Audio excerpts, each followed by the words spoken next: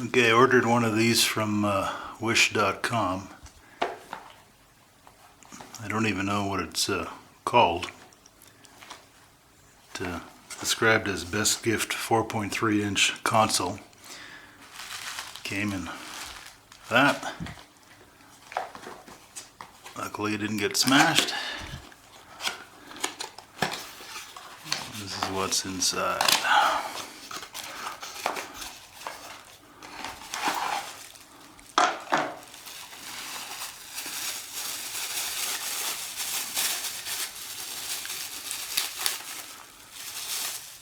Power cable, video cable, connector cable. It's about as generic as you can get. Game.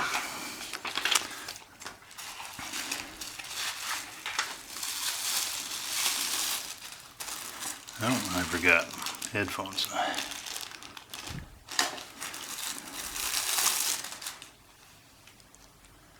There it is. What size of a switch? Light. Portable multiplayer plater. Not player, plater. Oh, I've never had a plater before.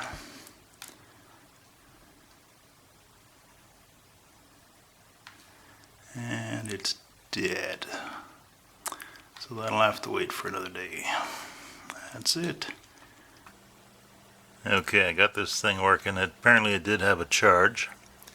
You've got to flip this switch over here and then hit the power bar, and then it turns on eventually.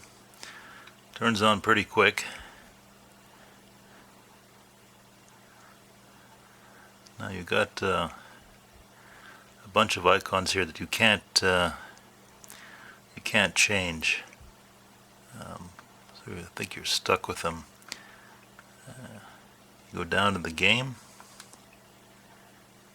and the game loads with two directories: A, fighting, and racing.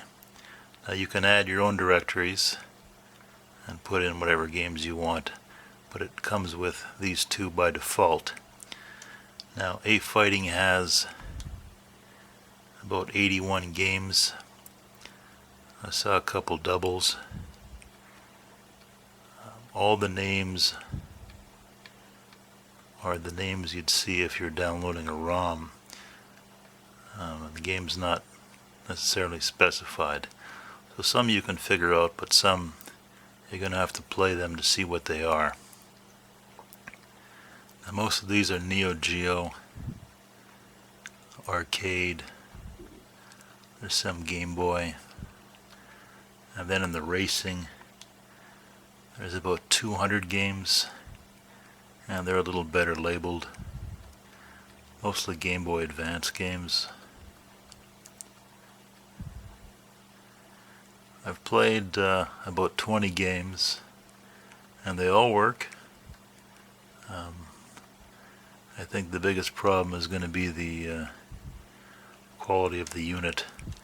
It's about as cheap as you can get. The triggers, you really got to press them down to click them. The D-pad, thankfully, works okay.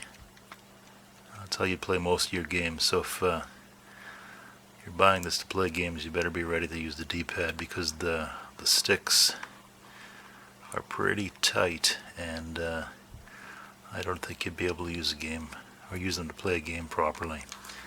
Both sticks are kind of off-centered on me, but they do work, but they're very tight.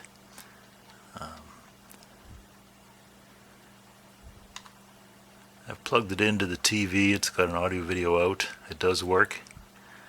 You have to go into your settings, and then right at the bottom here you've got to select TV out and then select one of these options, and it does work. The only problem is the cable that it comes with is about 2 2.5 feet, so you're going to be sitting pretty close to your TV if you use it that way. These buttons, the plus and the minus, they're just they're not buttons, they're just glass or plastics. You can see the light, they don't work. There's a start and a select button. I believe there's a reset button here on the bottom. There's an XD card if you want. So this one of these jacks, they're interchangeable. One is for the headphones, one is for the audio video out. The headphones work when you're not playing a game. You hear a bit of a noise, a tin. But when I played a game, it didn't seem to be too bad. Now, understand that it plays Super NES, Genesis, Game Boy, Game Boy Color, Game Boy Advance, NES. Haven't tried Sega Master, but I don't think you can assume that it plays everything perfectly, but it plays a lot of stuff. The games that it comes with will probably keep you busy for a while. It definitely didn't come with 1,000 games. It said that it would come with 1,000 games, but it didn't. It came with 281 with a couple doubles in there.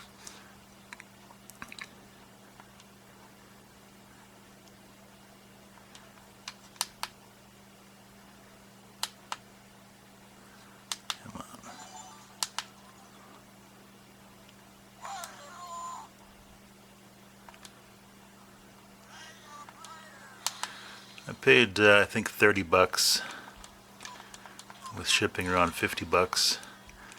For fun, it's okay. You're probably better off to buy something like a GCW Zero, which is way better build quality, but it's also a little bit more expensive. So if you want to play these games on a budget, this will do.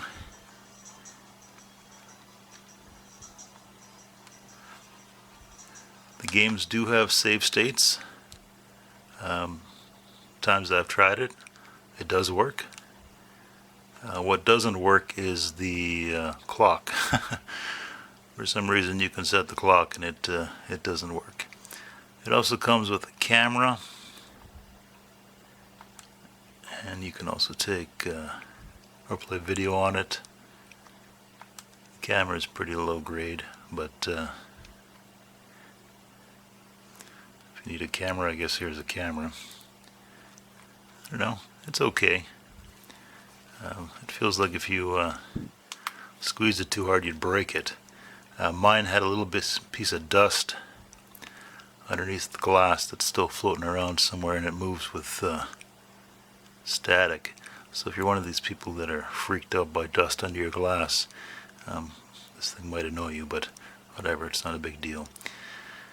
I've been using it probably for, I don't know, 2 hours, 2.5 hours, and the charge hasn't really gone down, so the battery life seems to be okay.